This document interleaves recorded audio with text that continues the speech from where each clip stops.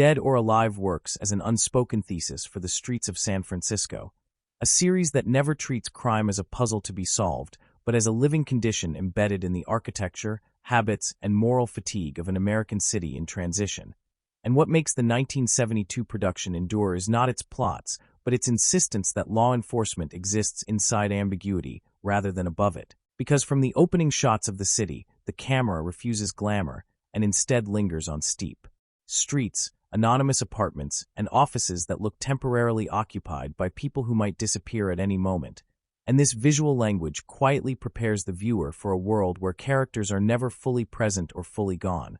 always hovering between responsibility and escape, which is exactly where the detectives operate. Especially Lieutenant Stone, whose performance embodies a generation of authority figures forced to confront the erosion of certainty, and scene after scene reinforces this tension not through spectacle, but through conversation, pacing, and restraint, because violence is rarely explosive, and instead arrives with an unsettling calm that suggests it has been rehearsed both socially and psychologically. And this is most evident in interrogation scenes where silence becomes as important as dialogue, where suspects speak in half-truths not because they are clever, but because they themselves do not fully understand their own motivations. And the brilliance of the show lies in allowing these moments to breathe without forcing resolution, trusting the audience to sit with discomfort. And personally, this resonates with anyone who has ever walked through a city at night after the noise has receded and felt the strange realization that order is provisional, maintained more by collective agreement than by force.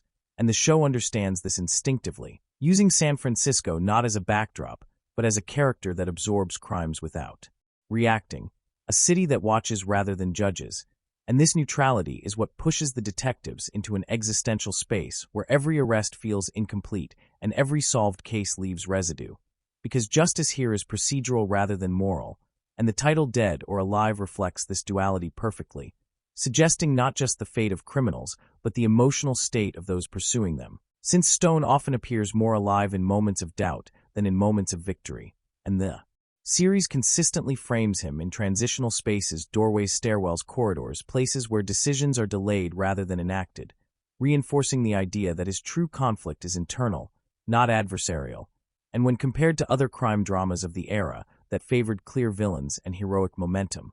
The Streets of San Francisco feels almost subversive in its refusal to reassure, choosing instead to document the psychological toll of proximity to wrongdoing, and one cannot ignore how the generational contrast between Stone and Heller further sharpens this theme, with Heller's physicality and impatience acting as a counterpoint to Stone's reflective exhaustion. Yet even Heller gradually absorbs the city's gravity, learning that speed does not equate to clarity. And watching this progression recalls personal experiences of entering a profession with certainty only to discover that competence requires accepting moral grayness rather than eliminating it. And this is why Dead or Alive endures as a conceptual lens for the series, because it asks a question that never fully resolves, not who deserves to live or die, but what it means to remain human in a system that categorizes people by outcomes rather than intentions. And the show's greatest strength is its understanding that the most dangerous form of death is not physical, but ethical disengagement, something the series resists at every turn by insisting that its characters feel everything even when answers